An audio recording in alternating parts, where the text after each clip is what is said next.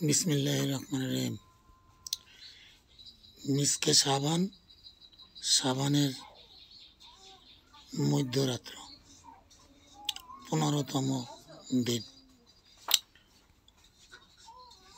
যেটাকে আমরা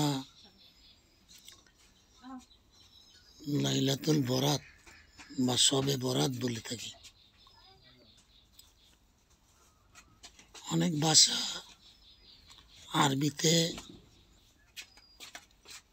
আর ফার্সিতে, বাংলায় তফাৎ আছে, কিন্তু আমরা সাধারণত যেটা বুঝি যে লাইলাতুল বরাত, আমাদের একটা ভুল বোঝা আছে।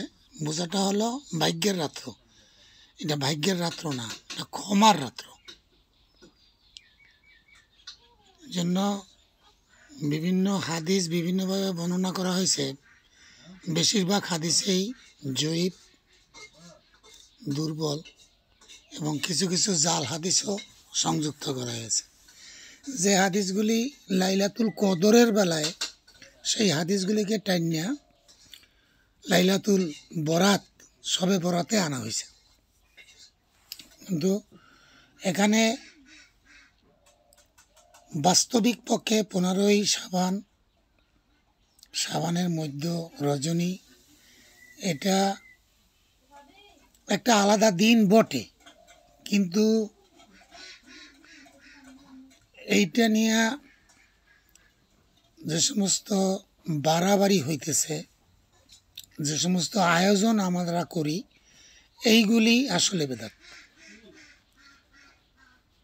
শাক রুটি, ভোজের আয়োজন, সারা রাত্র হই হুল্লা করে মসজিদের মাঠে পাকানো, খাওয়া দাওয়ার ব্যবস্থা করা ইত্যাদি আদৌ বেদাত।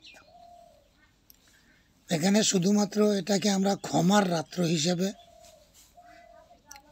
বেছে নিতে পারি, যে এই রাত্রে অগণিত লোককে মহান রব্বুল আলামিন ক্ষমা করবেন। যে শুধু যাদের অন্তরে হিংসা আছে আর যারা শিরকে লিপ্ত আছে, এই দুই শ্রেণী বাদে আর সকলকে মহান রব্বুল আলামিন ক্ষমা করবেন। এই জন্য এটা ক্ষমার রাত্র। এই কারণে আমরা এখানে কোনো নূতন এবাদত সংযুক্ত করা যাইবে না। প্রতিনিয়ত আমরা যে সমস্ত এবাদত বন্দেগিরি করে থাকি, যে যা করি, এই রাত্র ওই স্বাভাবিকভাবে সে ওইগুলিই করবে। কোনো বাড়তি আমলের প্রয়োজন নেই। আমল না করলেও আল্লাহ ক্ষমা করবে, আমল করলেও আল্লাহ ক্ষমা করবে। তবে যদি শিরক থাকে এবং অন্তরে হিংসা থাকে, তাহলে এই দুই ধরনের লোককে আল্লাহ ক্ষমা করবেন না। এই জন্য শিরক বা হিংসা এগুলি পরিত্যাগ করতে হবে এবং তওবা করে এখান থেকে ক্ষমা নিতে হবে। এজন্য এই রাত্র উদযাপনের প্রসঙ্গটা নিয়ে যে হাদিসগুলি পাওয়া যায়, তার থেকে বাছাই করলে যে 3টা জিনিস এখানে জয়ী হইলেও আমল করার যোগ্য হয়। যে এই রাত্রে কবর জিয়ারত, আর বেশি বেশি দোয়া করা। দোয়াও একটা মুখ্য ইবাদত। আর হলো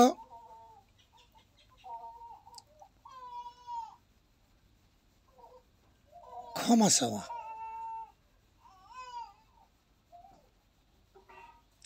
পরের দিন রোজা রাখা। দোয়া এবং ক্ষমা চাওয়া, দোয়ার ভিতরে ক্ষমা চাওয়া এবং পরের দিনে রোজা রাখা।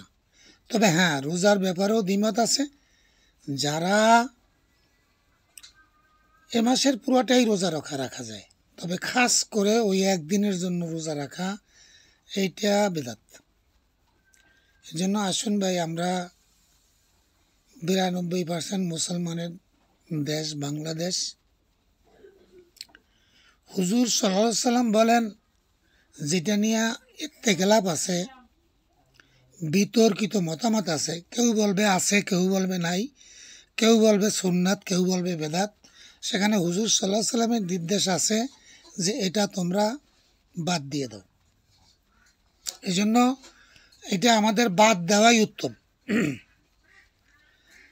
এটা আমরা বাদ দিয়ে দিব ইনশাআল্লাহ। যেহেতু হুজুর সাল্লাল্লাহু আলাইহি ওয়াসাল্লামের হাদিসে বিতর্কের বিষয়কে বাদ দেওয়ার কথা বলা হয়েছে, এটা নিয়ে অনেক বিতর্ক আছে। কেউ বেদাত বলে, কেউ সুন্নাত বলে, কেউ জায়েজ বলে, কেউ নাজায়েজ বলে। এই জন্য এটা থেকে আমরা দূরে থাকব বলে ওলামায়ে হযরত এই ধরনের ব্যাখ্যা দেন যে একটা গর্তের ভিতরে কেউ বলে যে মাছ ঢুকছে যখন মাছ ধরতে যায়, আর কেউ বলে সাপ ঢুকছে। এখন বুদ্ধিমানের কাজ হবে সেখানে মাছ বা সাপ যাই ঢুকুক ওই গর্তে হাত না দেওয়া, কারণ মাছ হলে তো ধরা যাইবে, কিন্তু সাপ হইলে আমার বিশাল বড় ক্ষতি হইবে। এই জন্য যেখানে বিতর্ক আছে সেখানে আমি যদি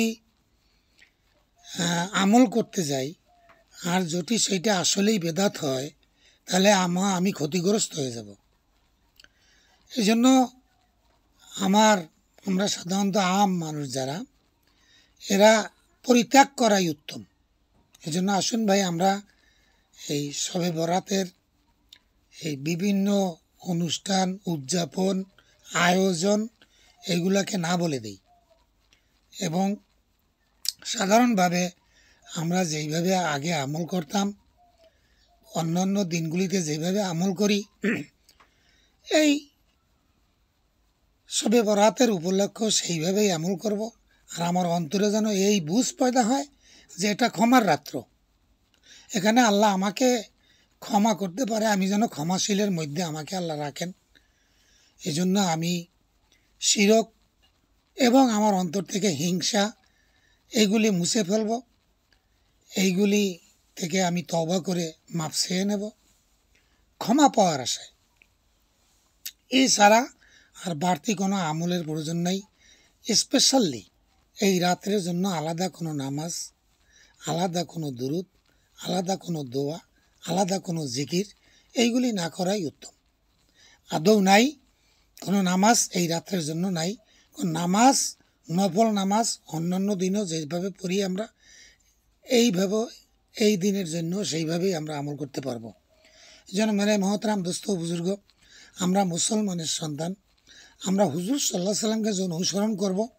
এই জন্য হুজুর সাল্লাল্লাহু আলাইহি সাল্লামকে অনুসরণ করতে গেলে দেখা যাবে তার জীবদ্দশায়, তার সাহাবীদের জীবদ্দশায়, তাবেঈনদের জীবদ্দশায়, এই শবে বরাত বা লাইলাতুল বরাতের স্পেশাল কোনো আমল নাই। একটা হাদিসে শুধু আমাজান আয়েশা রাদিয়াল্লাহু আনহা বর্ণনা করেন যে আমি হুজুর সাল্লাল্লাহু আলাইহি সাল্লামকে মসজিদে নববীর পাশে যে জান্নাতুল বাকি সেখানে দোয়া করতে দেখেছি। আমি জিজ্ঞেস করেছি এত রাত্রে আপনি ওখানে দোয়া করছেন? সে বলছে যে আজকে বনি ইসরাইলদের যে বকরি আছে, এই বকরির যতগুলি পশম আছে, বহু বকরি এবং যতগুলি পশম আছে তার চেয়েও বেশি পরিমাণে লোককে আল্লাহ আজকে এই রাত্রে ক্ষমা করবে। এই জন্য আমি আমার জান্নাতুল বাকির সকলের জন্য দোয়া করেছি। শুধু একবার এক হাদিস পাওয়া যায়।